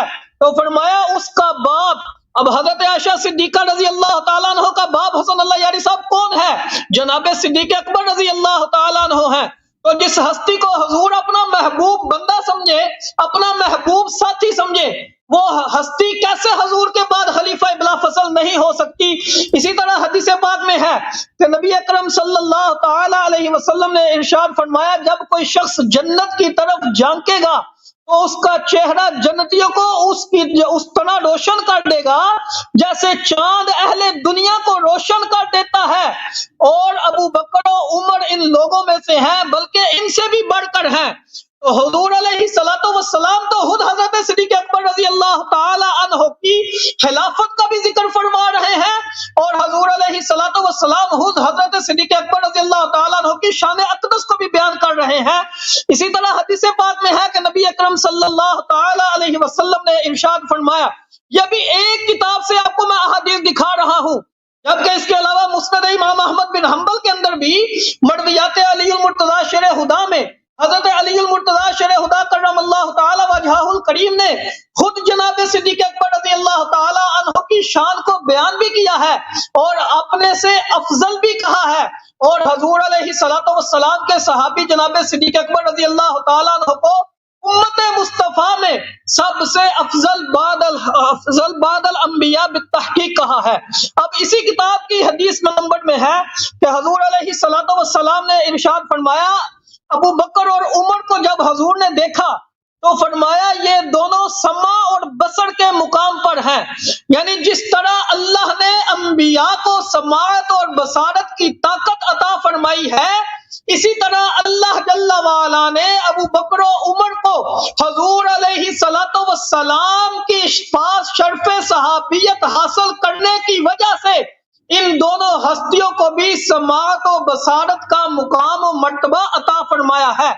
اسی طرح حدیث پاک میں ہے کہ نبی اکرم صلی اللہ تعالی علیہ وسلم نے ارشاد فرمایا، اللہ تعالی نے 4 وزراء سے میری تائید فرمائی، 2 وزیر آسمان میں ہیں یعنی جبریل اور میکائیل، اور 2 وزیر اہل زمین میں ہیں یعنی ابو بکر و عمر۔ گویا کہ حضور علیہ الصلوۃ والسلام خود زمین میں اپنے وزراء کا ذکر کر رہے ہیں۔ حسن اللہ یاری صاحب، اگر حضور علیہ الصلوۃ والسلام کے بعد جناب صدیق اکبر رضی اللہ تعالیٰ عنہ خلیفہ نہیں، یا آپ حضور علیہ الصلوۃ والسلام کی ان احادیث کو نہیں مانتے، تو اللہ تو قرآن میں فرما رہا ہے وَمَا يَنطِقُ عَنِ الْهَوَىٰ إِنْ هُوَ إِلَّا وَحْيٌ يُوحَىٰ، کہ محبوب بغیر وحی الہی کے بولتا ہی نہیں۔ تو گویا کہ جناب صدیق اکبر رضی اللہ تعالیٰ عنہ کی خلافت کا جو حضور نے اقرار کیا، اور حضرت صدیق اکبر رضی اللہ تعالیٰ عنہ کی خلافت جو حضور اوکے بھائی 10 منٹ ہو گئے آپ کے، کامل 10 منٹ ہو گئے آپ کے، ختم آپ کے بات، اپنی طرف سے نہیں اوکے بھائی، بلکہ اللہ کے حکم سے عطا کی ہے۔ اوکے سن لو بھائی، سن لو، تو پھر تو اللہ تبارک و تعالیٰ کی شان اقدس میں بھی توہین لازم آئے گی کہ اللہ نے محبوب کو غلط بات بتا دی ہے معاذ اللہ۔ اوکے بھائی سن لو بھائی صاحب، سن لو بھائی سن لو، آپ کا کام ہے، او بھائی 10 منٹ میں نے کہا تھا نا آپ کو دوں گا، میں نے آپ کو کہا تھا 10 منٹ دوں گا، میں نے 10 منٹ آپ کو دے دیے، 10 منٹ میں نے آپ کو دے دیے بھائی، آپ کی باتیں سن لی ہیں، اور آپ کے لیے میں یہ تجویز کرتا ہوں کہ آپ اپنے شہر میں ادھر ہی جہاں آپ رہتے ہیں، ہمارا کوئی ناظر دیکھنے والا کوئی بچہ ہو، اس سے آپ مناظرہ کر لو، ٹھیک ہے نا بھائی؟ جب آپ کو اتنا پتہ نہیں ہے کہ جب خصم کے لیے دلیل لاتے ہیں تو وہ پہلے اس دلیل کا کتاب مصدر ذکر کرتے ہیں، فلان کتاب میں یہ لکھا ہے، اس کی صحت کی یہ دلیل ہے، اور پھر اس کا ہمارے بحث سے یہ ربط ہے، اس طرح میرے پوائنٹ کو ثابت کر دیتا ہے. آپ کا تو یہ کام تو نہیں ہے نا. آپ نے کتاب کتب شیعہ سے مثلا وہ تفسیر قمی سے پڑھی ہے کہ رسول اللہ لما تحرم ما احل اللہ لک، سورہ تحریم. وہ حدیث میں نے بار بار آپ کو کہہ دیا کہ پوری طرح پڑھو، تم نے پوری طرح نہیں پڑھی. ان سب حدیث کا ہم بار بار جواب دے چکے ہیں. یہ نص علی الخلافہ نہیں ہے. اگر یہ نص علی الخلافہ یہ ہوتا ہے کہ رسول اللہ صلی اللہ علیہ وسلم کے سب کے سامنے کہہ دیں کہ میرے بعد میرا خلیفہ ابو بکر ہے، اس کی طاعت کرو، یہ نص علی الخلافہ ہوتا ہے. اگر کسی اپنی عورت کو کہتے ہیں کہ میں آپ کو ایک راز کی بات بتاتا ہوں اور تم کسی کو بتانا نہیں، اگر کسی کو بتاؤ گے تو تم پہ اللہ کی لعنت ہے، تو معلوم ہے کہ یہ نص علی الخلافہ نہیں ہے. یہ وصیت نہیں ہے کہ میں اس کو خلیفہ بنا رہا ہوں. یہ ایک اخبار عن المغیبات ہے، آئندہ سے اخبار دینا ہے، خبر دینا ہے. اور اس میں وہ آگے تو آپ نے پڑھا نہیں ہے کہ پھر ان لوگوں نے رسول پاک صلی اللہ علیہ وسلم کو قتل کیا. اگر رسول اللہ صلی اللہ علیہ وسلم ابو بکر کو اپنے بعد خلیفہ بنانا چاہتے تھے تو حفصہ کو قسم نہیں دیتے کہ میں تمہیں قسم دیتا ہوں کہ تم کسی کو نہیں بتانا، اگر تم نے بتایا تو تجھ پہ اللہ کی لعنت ہے. وہ جا کر خود منبر پہ چڑھتے اور کہتے کہ ابو بکر میرا جانشین ہے. آپ نے کوئی ایسی، جب میں آپ کے اپنی کتابوں سے دکھا دیتا ہوں کہ آپ کے اپنے اعلام دیکھیں، آپ کہتے ہیں کہ ابو بکر خلیفہ ہے، ٹھیک ہے. میں آپ کو یہ آپ کے اپنے کتاب ہے، یہ صواعق المحرقہ، جس کتاب کا نام آپ کو پڑھنا بھی نہیں آتا. اس کتاب میں ملاحظہ فرمائیے، جز نمبر 1، ایک چھاپ دار الوطن ہے، صفحہ سن 1997 میں چھپی ہے کتاب. ملاحظہ فرمائیے، یہ وقال جمہور اہل السنہ والمعتزلہ والخوارج لم ينص على احد. جمہور اہل سنہ، معتزلہ اور خوارج نے کہا ہے کہ رسول پاک صلی اللہ علیہ وسلم کی نص کسی کی خلافت پہ نہیں ہے. ٹھیک ہے نا، نص کسی بات پہ نہیں ہے. یہ ملاحظہ فرمائیے، یہ شرح مسلم قاضی عیاض یحسبی کیا ہے، جزء 6، ملاحظہ فرمائیے. یہاں پر یہ مسلم کی حدیث ہے کہ عمر نے کہا تھا اگر میں کسی کو خلیفہ نہ بناؤں فإن رسول اللہ صلی اللہ علیہ وسلم لم يستخلف، رسول اللہ صلی اللہ علیہ وسلم نے کسی کو خلیفہ نہیں بنایا. بلے وفیہ حجت بینہ، قاضی عیاض فرماتے ہیں کہ اس حدیث میں، اس روایت میں حجت واضحہ ہے ان النبی صلی اللہ علیہ وآلہ لم ينص على خلافت ابی بکر، کہ رسول اللہ صلی اللہ علیہ وسلم نے ابو بکر کی خلافت پہ کوئی نص نہیں ان کا. وهو مذهب اہل السنت والجماعہ، بلے اہل سنت، یہ اہل سنت والجماعت کا یہی عقیدہ ہے. اچھا ملاحظہ فرمائیے، میں آپ کی خدمت میں عرض کروں، یہ کتاب صحیح مسلم بشرح النووی، یہاں پر بھی وَإِنْ أَتْرُكُمْ فَقَدْ تَرَكَكُمْ مَنْ هُوَ خَيْرٌ مِّنِّي، اگر عمر نے کہا تھا مرتے وقت اگر میں کسی کو اپنا جانشین خلیفہ نہ بناؤں تو رسول اللہ صلی اللہ علیہ وسلم نے بھی کسی کو نہیں بنایا. وَفِي هَذَا الْحَدِيثِ دَلِيلٌ، اس حدیث کا مطلب ہی یہی ہے کہ رسول اللہ صلی اللہ علیہ وسلم نے لم ينص على خلیفۃ، کسی کو خلیفہ نہیں بنایا. اچھا، وَهُوَ إِجْمَاعُ أَهْلِ السُّنَّةِ وَغَيْرِهِمْ، اور یہ اہل سنت اور غیر معتزلہ وغیرہ ان سب کا اجماع ہے. ٹھیک ہے، اشاعرہ ماتریدیہ سب کا اجماع. یہ کتاب المفہم لما اشکل من تخلیص کتاب مسلم، تالیف ابو العباس القرطبی، جزء 6، کتاب چھپی ہے سن 1996 میں. وما ذکرناه من عدم النص على واحد بعينه هو مذهب جمهور اهل السنة من السلف والخلف لا على ابی بکر ولا على غیره. ہم نے کہا ہے کہ کسی کا نص، کسی کی خلافت پہ نص نہیں ہے. یہ جمہور اہل سنت کا یہی عقیدہ ہے. ٹھیک ہے نا، تو ابو بکر کی خلافت پہ نص نہیں ہے. اب یہ آپ کا اجماع ہے، آپ کے اعلام نے اس بات پہ اعتراف کیا ہے، اور وہ خلیفہ بن گیا، خلیفہ بن گیا. اسی کو کہتے ہیں بدعت، اسی کو کہتے ہیں بدعت. ومن لم يحكم بما انزل الله فاولئك هم الكافرون. یہی دلیل ہے عدم اسلام کی. ٹھیک ہے نا، آپ جتنا جان ماریں اس کی خلافت کو آپ نص سے ثابت نہیں کر سکتے. آپ نے کہا کہ اس کو نماز کا بولا، کہ اس کو نماز پڑھانے کا پیغمبر صلی اللہ علیہ وسلم نے بولا کہ تم نماز پڑھو. اس کی نماز کو، اس کو اصل میں نماز سے ہٹایا گیا تھا. یہ کتاب ہے سنن ابی داود، المکتبہ العصریہ، باب امامت البر والفاجر، بر و فاجر کی امامت صحیح ہے. الصلاة المکتوبة واجبة خلف كل مسلم برا كان او فاجرا وان عمل الكبائر. نماز واجب کسی کے پیچھے بھی پڑھ سکتے ہیں چاہے وہ فاجر آدمی ہے اور کبائر بھی انجام دیتا ہو، یعنی وہ اہل بدعت میں سے بھی ہو، جو بھی جس طرح بھی ہے، لواط بھی کرتا ہو، جس طرح بھی ہو اس جائز ہے. اچھا، آپ کی خدمت میں عرض کریں کہ یہ کتاب المبسوط للسرخسیہ، کتاب المبسوط لشمس الدین السرخسی، احناف کا سب سے بڑا فقہ کا کتاب یہی ہے. یہ جلد نمبر ہے 1، یہاں پر صفحہ نمبر 40 ہے. کہتے ہیں تقدیم الفاسق للامام جائز، نماز کے لیے فاسق کو آگے بڑھانا جائز ہے. اچھا، والصلاة خلف كل امام والصلاة على كل میت، وقال النبي صلى الله عليه وسلم خلف كل بر وفاجر، ولأن الصحابة والتابعين كانوا لا يمتنعون من الاقتداء بالحجاج. صحابہ خود صحابہ حجاج کے پیچھے انہوں نے نماز پڑھی ہے، تو اس سے پتہ چلتا ہے کہ فاجر کے پیچھے نماز پڑھی جاتی ہے. اور حجاج کون تھا؟ حجاج کافر تھا، کیونکہ اس نے نبی صلی اللہ علیہ وسلم کو گالی دیا تھا، اسے مذاق اڑایا تھا پیغمبر کا، آپ کی کتابوں میں موجود ہے. وغيرها مع انه افسق اهل زمانه، انه كان افسق اهل زمانه، وہ اپنے زمانے کا سب سے فاسق ترین شخص تھا. حسن بصری نے کہا لو جاء كل امه بخبيثاتها ونحن جئنا بابي محمد لغلبناهم، اگر سب امت اپنے خبیث افراد کو لے کے آئیں اور ہم حجاج کو لے کے آئیں، ہم جیت جائیں گے. خباثت کا جیت، ہم جیت جائیں گے. دیکھیں یہاں پہ صحابہ نے کافر کے پیچھے بھی نماز پڑھی ہے. الفاصل فی الملل والاحواء والنحل تالیف ابن حزم. دیکھیں فی الصلاة خلف الفاسق، وذهبت الصحابة كلهم دون خلاف أحد منهم، وجميع فقهاء التابعين كلهم دون خلاف من أحد منهم. اسی طرح وہ فاسق کے پیچھے نماز پڑھ سکتے ہیں.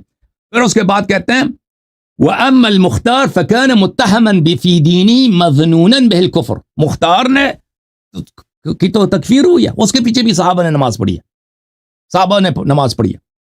ما تأخر احد من الصحابہ الذين ادركوا المختار، صحابہ نے جنہوں نے مختار کو دیکھا، مختار کے پیچھے نماز پڑھی، اور مختار آپ کے علماء نے ادعا نقل کیے، اس نے نبوت کا بھی ادعا کیا تھا.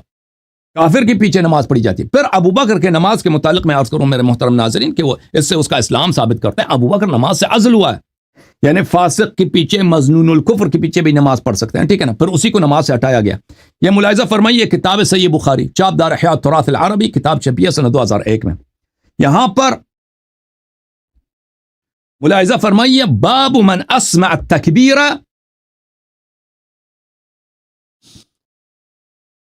باب من اسمع الناس تکبیر الامام، جو شخص تکبیر سناتا ہے، لوگوں کو تکبیر سناتا ہے.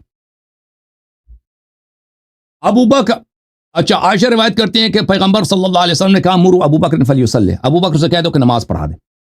قلت ان ابا بکر رجل اسیف ان یقم مقامک یبکی فلا یقدر علی القراء، میں نے کہا کہ ابو بکر تو بڑا نرم دل آدمی ہے، وہ اگر آپ کی جگہ کھڑا ہو جائے وہ رونا شروع کر دے گا اور نماز نہیں پڑھا سکے گا.